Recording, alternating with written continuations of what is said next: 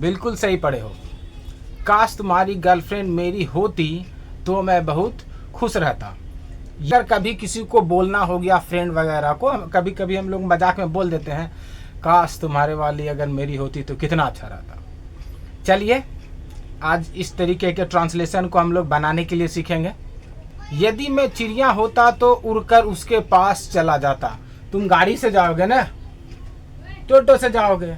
हम ये कल्पना करते हैं कि अगर तुम्हारी गर्लफ्रेंड मेरी होती, यदि मैं चिड़िया होता तो उड़कर उसके पास चला जाता।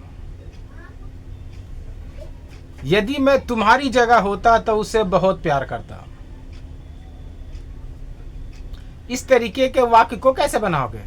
अगर थोड़ा सा गलती हो गया था, उस चीज को मैंने ठीक कर दिया है। इस वाक्य को देखो, अगर वह मेरी पत्नी होती तो तुम आत्महत्या कर लेते। ये मैंने तुमको बोला नहीं है, समझना मत गलत, मैंने तुमको बोला नहीं है। ये एक सपोजिशनल ट्रांसलेशन है, इसको हम लोगों को ट्रांसलेट करना है। तो किस तरीके से इस तरीके के वाक्य को बनाया जाता है, आज हम लोग केवल उसी चीज को देखेंगे। चलिए आगे बढ़ते हैं और देखते हैं। ये सारी हिंदी वर्ड जो है, ये सारा इफ का हिंदी होता है। बात समझ में आई? इफ का मतलब अगर, इफ का मतलब काश, इफ का हिंदी शायद, यदि। ये चारों जो है इफ की हिंदी होती है। ये चारों जो है इफ की हिंदी है, ध्यान रखना। तो अभी हम लोगों ने क्या देखा? काश, शायद, यदि, अगर, इन सभी के लिए हम लोग इफ का यूज करेंगे। और अभी जो है हम लोग कंडीशनल वाक्य को देखेंगे, कल्पना।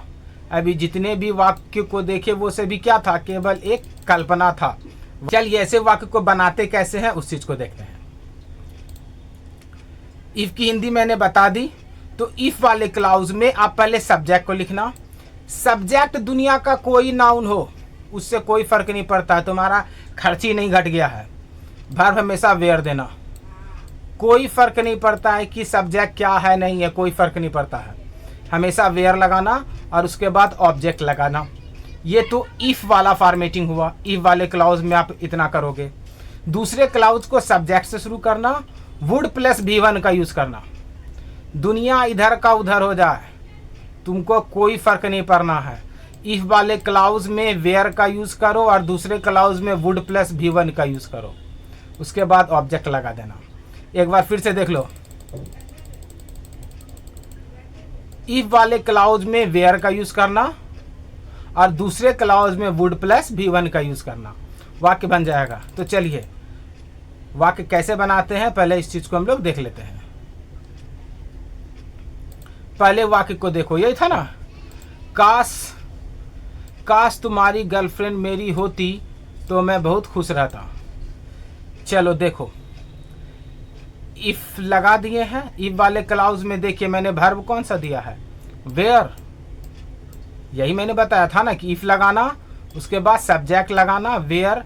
सब्जेक्ट दुनिया का कोई नाउन हो, कोई फर्क नहीं पड़ता है, वर्ब हमेशा वेयर। और फिर मैंने क्या बोला था उसके बाद?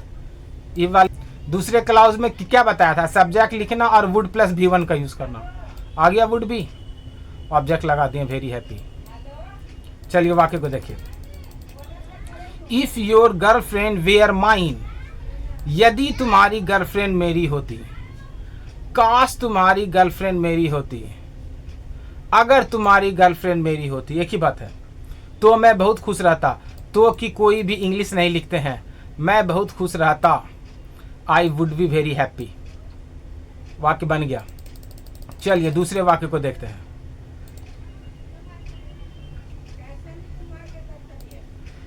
यदि मैं चिड़िया होता, यदि की English if.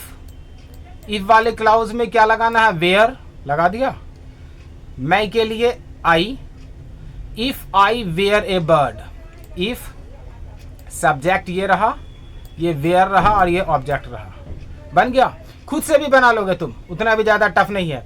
If I were a bird, यदि मैं एक चिड़िया होता।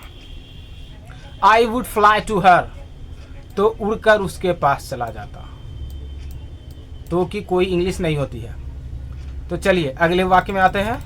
बिल्कुल इजी है, स्ट्रक्चर मैंने बता दिया, बिल्कुल देख के आराम से कर लोगे। चलो देखो,